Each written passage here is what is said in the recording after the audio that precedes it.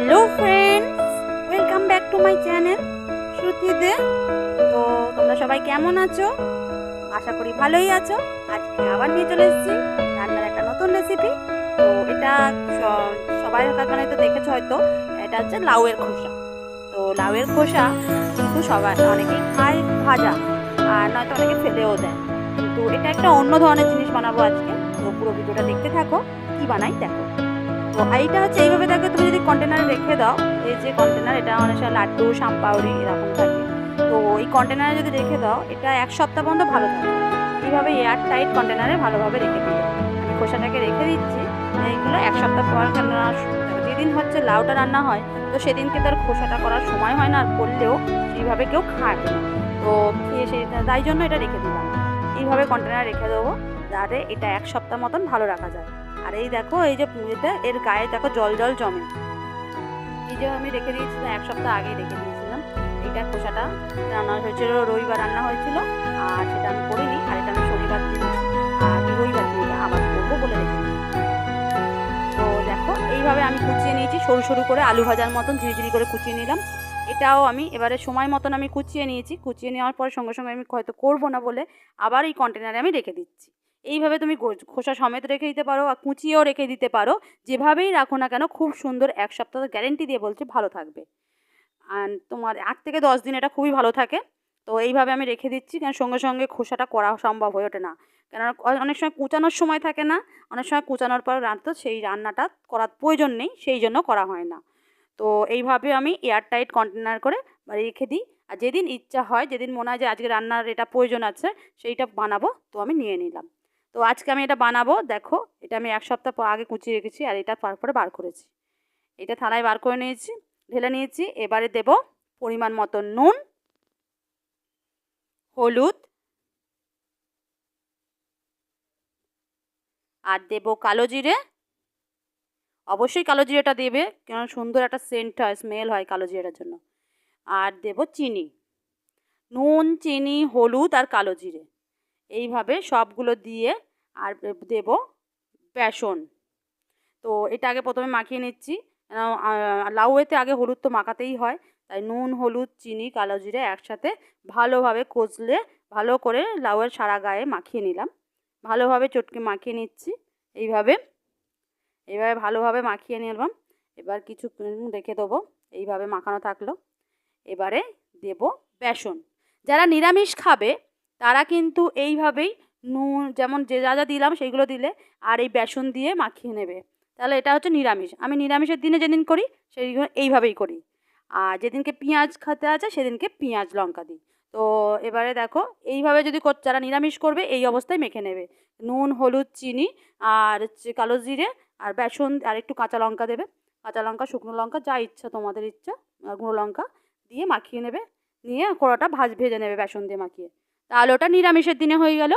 আর এটা হচ্ছে আমি করলাম পেঁয়াজ যেদিন খেতে আছে, তাই জন্য পেঁয়াজ দিলে তো স্বাভাবিক যে কোনো জিনিসের একটু টেস্টটা আলাদা হয়ে যায়, তো ভালোই লাগে খেতে।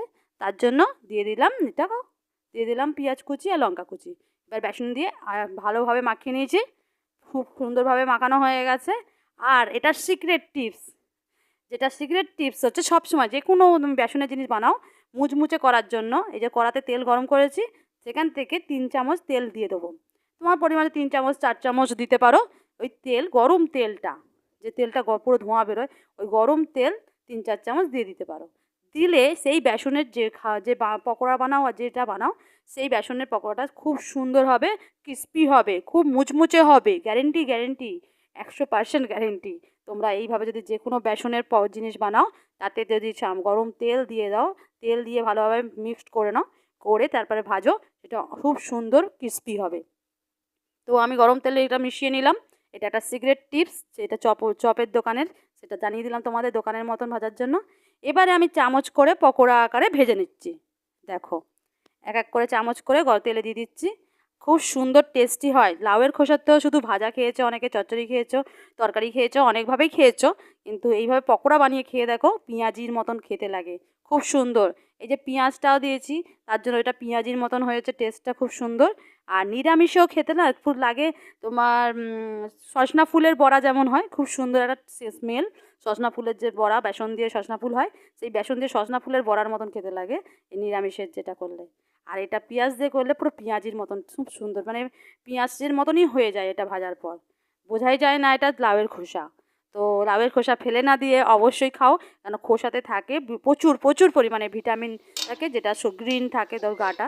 তো অবশ্যই খেয়ে দেখো, বাচ্চা বড় সবাই খেতে পারে এইভাবে।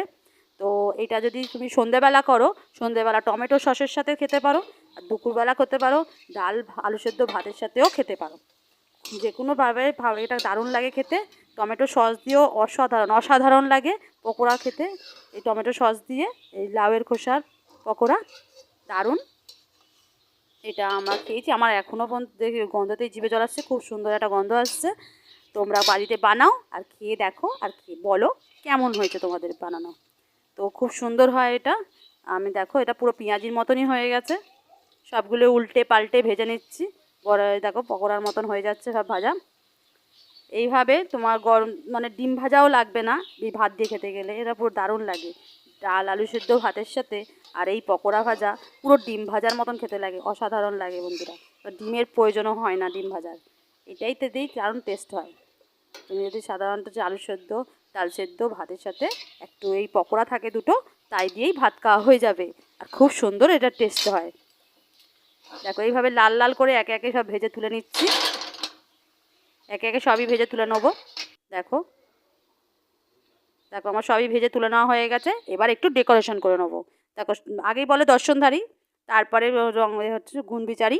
তো আগে দর্শনধারী তো দেখতে সুন্দর হবে, তবে তো তার গুণটা বিচার হয়, তাই না? তো এটাকে আমি সুন্দরভাবে প্লেটে সাজিয়ে নিচ্ছি। আর মাঝখানে দিয়ে দেবো একটু টমেটো সস। টমেটো সসটা দিয়ে দিলাম, খুব সুন্দর লাগছে দেখো দেখতে, লাল হলুদের কম্বিনেশান। আর আমার খাবারে সবসময় একটু রঙের ছোঁয়া থাকে, মানে সবজি দিয়ে আমি ন্যাচারাল রঙটাই পছন্দ করি। তো দেখো টমেটো সস আর হচ্ছে দেখো সে পকোড়া খুব সুন্দর লাগছে, আর খেতেও খুব সুন্দর হয়েছে, আর দারুণ লাগছে। দেখো দেখেই লোভ লাগছে না, পুরো পেঁয়াজির মতনই হয়েছে। তোমার বোঝাই যাবে না খাওয়ার সময়, তুমি যদি জানতে না পারো খেয়ে বুঝতেই পারবে না ওটা লাউয়ের খোসা আছে ওর মধ্যে। তো অসাধারণ হয়েছে এই জিনিসটা, রেসিপিটা অবশ্যই একবার ট্রাই করো বাড়িতে। দেখো আমি একটা ভেঙে তোমাদের দেখাচ্ছি। দেখো খোসাগুলো দেখো কত সুন্দর নরম হয়ে গেছে, আর পেঁয়াজের সাথে মিশে গেছে। আর খাওয়ার সময় মুখে পড়লেও বোঝা যায় না, মনে হয় এটা পেঁয়াজই খাচ্ছি বোধহয়। দেখো খুব সুন্দর লাগছে।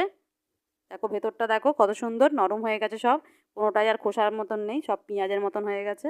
আর কত সুন্দর টমেটো সস দিয়ে খেতে, অসাধারণ অসাধারণ টমেটো সস দিয়ে খেতে দারুণ। এটা পুরো পকোড়াকেও হার বানিয়ে দেবে, খুব সুন্দর হয়েছে।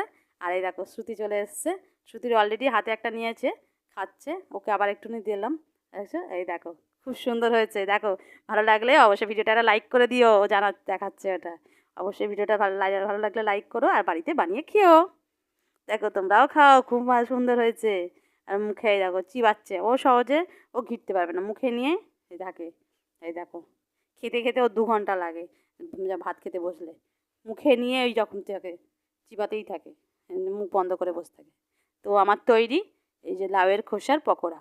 তো আমি দুপুরবেলা করেছিলাম, একটু ভাতের জন্য করে খেয়ে নিলাম।